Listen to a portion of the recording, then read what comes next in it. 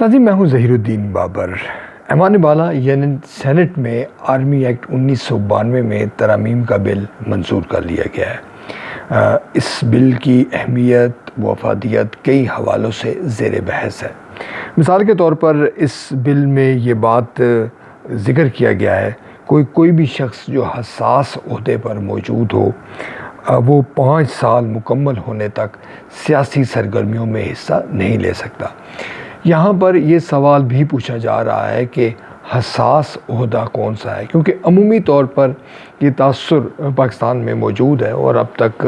اسی تاثر کو تسلیم کیا جاتا رہا ہے کہ پاک فوج یا اس کے اداروں میں کسی بھی عہدے پر اگر کوئی شخص موجود رہتا ہے تو اس کا یہ عہدہ حساس ہی کہلاتا ہے، کیونکہ بنیادی وجہ یہ ہوتی ہے کہ اس کے پاس بہت ساری ایسی معلومات ہو سکتی ہیں یا وہ حاصل کر سکتا ہے جو کہ ملکی سلامتی سے متعلق ہے، ملکی دفاع سے متعلق ہے۔ دوسرا، اس میں یہ کہا گیا کہ جو عمومی طور پر دوسرے جو اہلکار ہیں وہ یعنی کہ ایک رینکس میں اس کا تاثر یہ لیا جا سکتا ہے کہ جو نچلے درجے کے اہلکار ہیں وہ 2 سال تک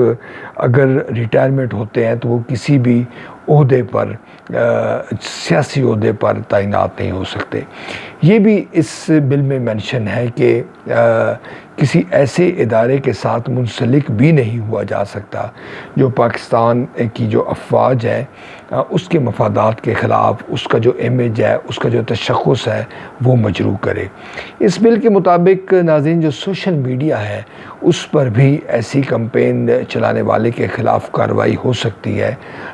جو کہ پاک فوج کو ہٹ کرے یا پاک فوج کا جو تاثر ہے، جو امیج ہے وہ خراب کرے یا دشمن کا اعلی کار بنے۔ یہ بل ایوان سینٹ میں یہ منظور ہو گیا ہے اور قوی امکان ہے کہ یہ بل اب قومی اسمبلی سے بھی منظور ہو جائے گا۔ کچھ لوگ یہ کہتے ہیں کہ جب یہ اس کا نوٹیفیکیشن جاری ہوگا اس بل کا تو اس کے بعد یہ تفصیلات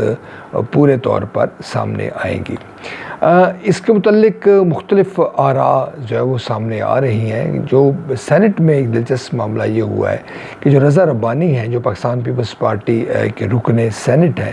وہ انہوں نے واک آؤٹ کیا ہے اور نے کہا ہے کہ یہ جلد بازی میں بل اس کو منظور کیا گیا ہے، جبکہ دیگر جو تمام اراکین سینٹ تھے انہوں نے اس بل کو منظور کیا ہے اور اس بل کی تصدیق کی ہے۔ اب یہاں یہ سوال اٹھتا ہے کہ یہ بل کیوں پیش کیا گیا؟ آپ یہ جانتے ہیں کہ 9 مئی کے واقعات کے متعلق خود ISPR نے بھی تسلیم کیا ہے کہ کچھ ایسے حاضر سروس لوگ بھی تھے جنہوں نے عمران خان کے جو بیانیہ ہے اس کو انہوں نے تقویت دی تھی اور اس کو تسلیم کیا تھا۔ لہٰذا یہ کہا جا رہا ہے جو مختلف قانونی ماہرین ہیں کہ یہ بل اس کانٹیکس میں ہو سکتا ہے۔ دوسرا، اس بل کے حوالے سے جو عمومی تاثر ہے وہ یہ ہے کہ پاکستان تحریک انصاف کے جو چیئرمین ہیں عمران خان، ان کا جو بیانیہ ہے یا ان کا جو نظریہ ہے اس کو بہت سارے پاک فوج میں بھی لوگ سپورٹ کرتے ہیں۔ ان کے خلاف جن پر جرم ثابت ہوا ہے ان کے خلاف کارروائی بھی کی گئی ہے، جیسے کہ DG ISPR نے اپنی پریس کانفرنس میں کہا تھا۔ مگر ایسے لوگ اب سیاست میں آنے کا سوچ رہے ہیں۔ آپ جانتے ہیں کہ الیکشن کی آمد ہے، الیکشن کے حوالے سے یہ کہا جا رہا ہے کہ آئینی طور پر 2023 میں ہی الیکشن ہوں گے۔ لہٰذا قانونی ماہرین کے بقول ان لوگوں کے راستے میں رکاوٹ پیدا کرنے کے لیے یہ بل سامنے لایا گیا ہے جو یہ سوچ رہے ہیں کہ وہ پاکستان تحریک انصاف کے ٹکٹ پر، یعنی کہ جن کا عسکری بیک گراؤنڈ ہے، جو کہ عسکری اداروں سے نکالے گئے ہیں یا انہوں نے ملازمت چھوڑ دی ہے، وہ یہ چاہ رہے ہیں کہ وہ شاید سیاست میں آئیں گے اور وہ رکن قومی اسمبلی یا رکن صوبائی اسمبلی منتخب ہو کے اپنا کردار ادا کریں گے۔ لہذا ایسے عناصر کی بھی روک تھام کی جا رہی ہے۔ کچھ جو اعتراضات ہیں وہ مختلف قسم کے اٹھائے جا رہے ہیں، جیسے جنرل راہی شریف کے حوالے سے اٹھایا گیا ہے کہ جب ان کی 2 سال کی جو مدت ملازمت ہے اس سے قبل ہی سعودی عرب میں جا کے انہوں نے ملازمت اختیار کر لی تھی، یعنی کہ جب وہ ریٹائر ہوئے تھے تو 2 سال ابھی مکمل نہیں ہوئے تھے مگر وہ سعودی عرب میں روانہ ہو گئے۔ اسی طرح ایک حساس ادارے کے جو سربراہ ہیں ان کے متعلق بھی کہا گیا ہے کہ وہ بیرون ملک جو ہے وہ ملازمت کر رہے تھے اور ان کے خلاف بھی کارروائی نہیں ہوئی جو اس کے ناقدین ہیں۔ مگر اب یہ خیال کیا جا رہا ہے کہ جس طرح کی صورتحال ڈیولپ ہوئی ہے 9 مئی کے بعد، جو ہماری جو عسکری ادارے ہیں، عسکری قیادت ہے، وہ اگر ایسا قانون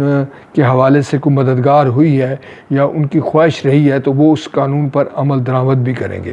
اور یہ بھی امید کی جا رہی ہے کہ اب جو ڈسپلن ہے ایک انسٹیٹیوشن کا، اس کی جو بھی وائلیشن کرے گا اس کے خلاف کارروائی ہوگی، چاہے وہ کسی بڑے عہدے پر موجود ہو یا کہ کسی چھوٹے عہدے پر موجود ہو۔